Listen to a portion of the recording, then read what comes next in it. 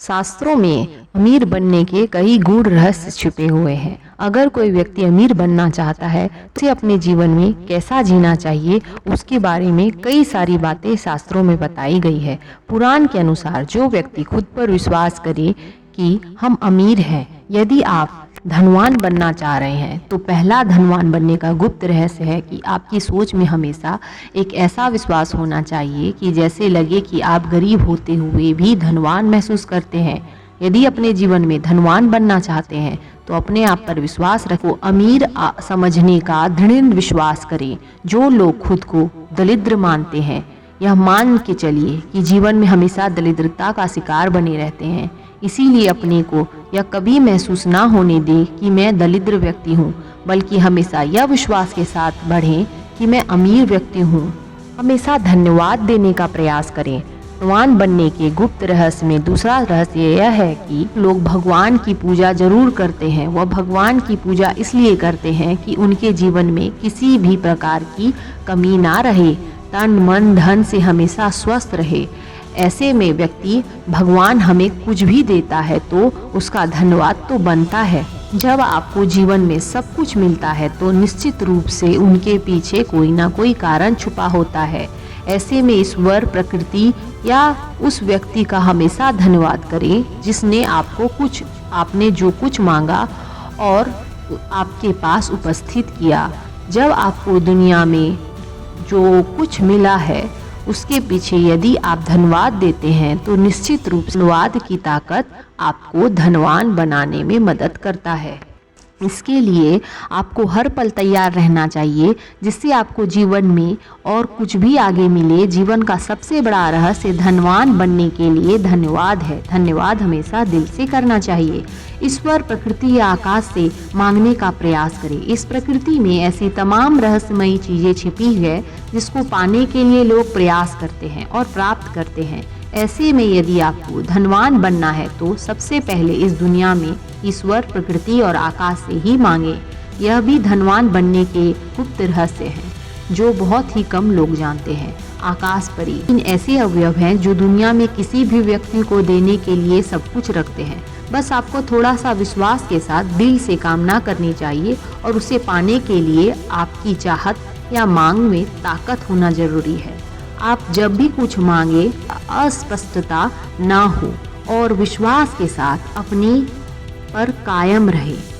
निश्चित रूप से आपको एक ना एक दिन वह जरूर मिलेगी।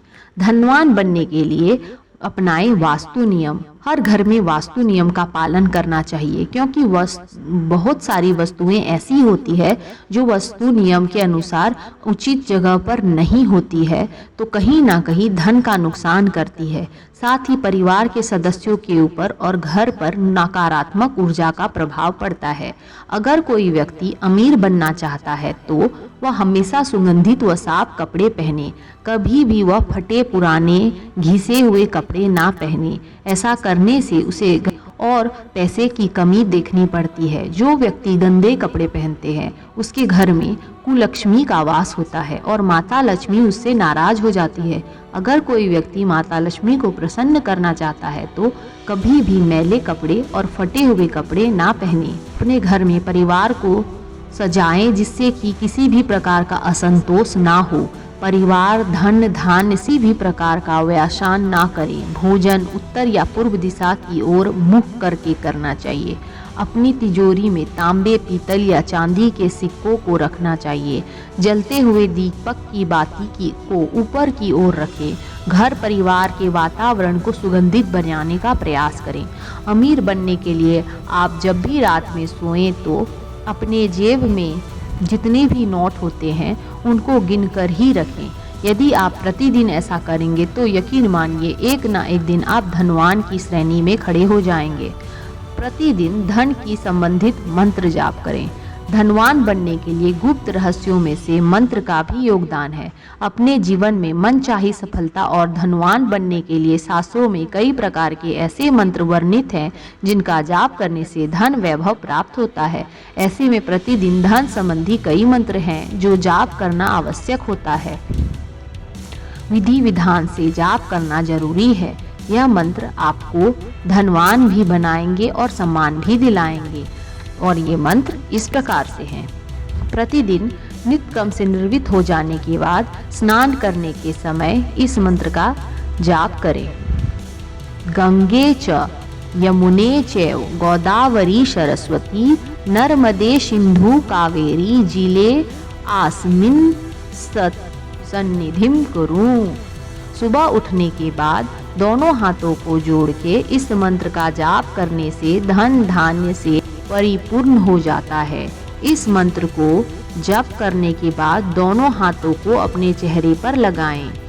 कराग्रे वस्ते लक्ष्मी, कर मध्य सरस्वती, कर मूले तु गोविंदा, प्रभाते कर दर्शनम। भगवान विष्णु के साथ माता लक्ष्मी का भी पूजन करें। धनवान बनने के लिए व्यक्ति को लक्ष्मी जी की पूजा करनी चाहिए। यह काम एकादशी के दिन यदि भगवान विष्णु के साथ लक्ष्मी जी की पूजा की जाती है तो निश्चित रूप से धन धान्य से परिपूर्ण व्यक्ति अपने जीवन में हनुमान जी के साथ का सम्मान प्राप्त करेगा।